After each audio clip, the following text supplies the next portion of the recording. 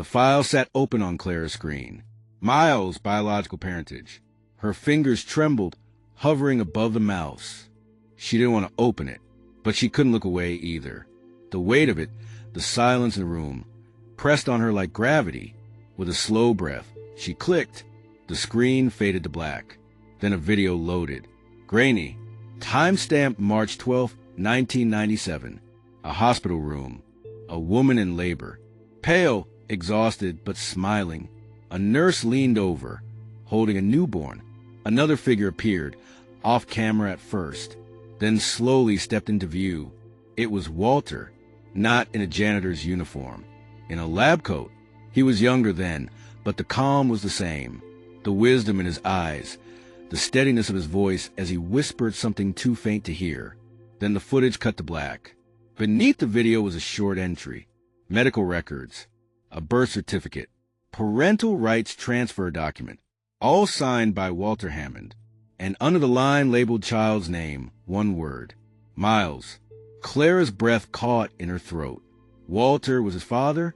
The next morning, Veridian Tech buzzed with its usual caffeine-fueled chaos. No one knew that beneath the surface, a secret decades old had just cracked open. Clara tried to reach Miles, but he was already in a closed-door meeting with investors, trying to explain the sudden system recovery, without admitting how or why it happened. He hadn't seen the folder.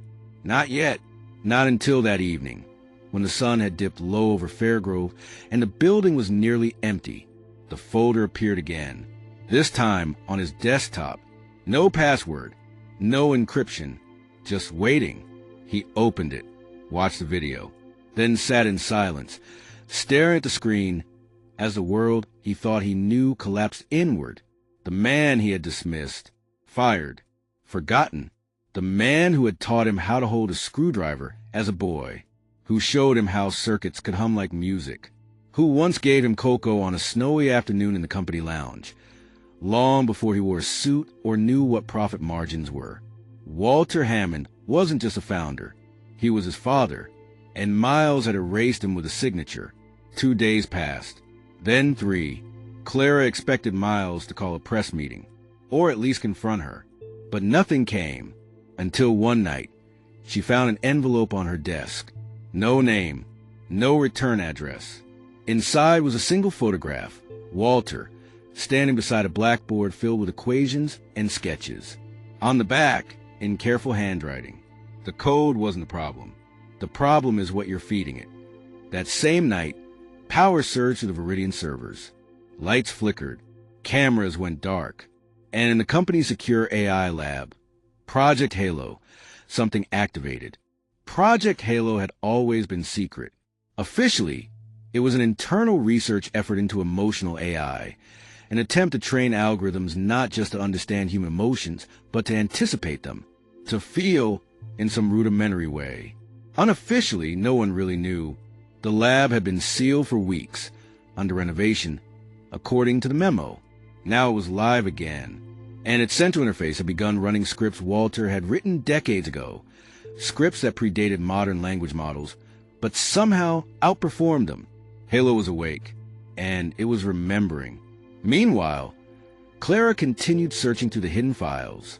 Each folder was like peeling back a layer of the company's past, a past wrapped not just in innovation, but in lies. She found transcripts from board meetings that had never been archived, conversations suggesting that Walter had been forced out, not by chance, but by design. His name scrubbed from the company's history, his work claimed by others. Even more disturbing were documents about Subject 1, the first and only human test case for Project Halo. The subject's traits were listed in eerie detail: high emotional adaptability, innate pattern recognition, strong subconscious memory retention, unknown biological anomaly, cross-linked neural signature. The last page simply read, subject adopted at birth, control environment maintained. And then one final chilling line, subject's access to truth must remain limited until activation. Clara felt her blood run cold. The subject was Miles. He wasn't just Walter's son. He was the experiment. She rushed to find him, but Miles was gone. His assistant said He had left the office hours ago, without his phone, without his car. That night, Clara received another message, a voice recording this time. Crackling, distorted. Walter's voice. You were never meant to see this, Clara. But now you have, which means they will come for you. 2. Veridian wasn't just built to change the world. It was built to shape the minds that would run it. There was a pause. Find the boy before they switch him on. The line went dead. In the heart of the building, beneath the server floor, a single light flickered on inside the Halo chamber. And the voice of the system spoke for the first time. Not in code, not in prompts, but in a calm, human tone that echoed eerily like Walter's. Initiation complete. Subject 1 emotional memory synchronization. 72%. Preparing legacy override. On a nearby monitor, Miles' face appeared. He was asleep, hooked to sensors, monitored, but not by humans. By Halo. Somewhere far from Fairgrove, in a cabin deep in the woods, Walter sat at a wooden table, writing in an old leather-bound notebook by lantern light. He paused, looking up at the stars outside.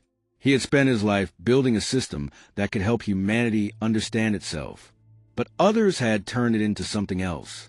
And now his greatest creation, his own son, was caught in the middle. Veridian was never just a tech company. Halo was never just a machine. And Miles Braxton was never just a CEO. Coming soon on Shadowed Truth. Part 3. The Founder's Last Code. What did Walter hide in the final line of his legacy? And what happens when Project Halo no longer follows commands, but remembers who it was meant to protect?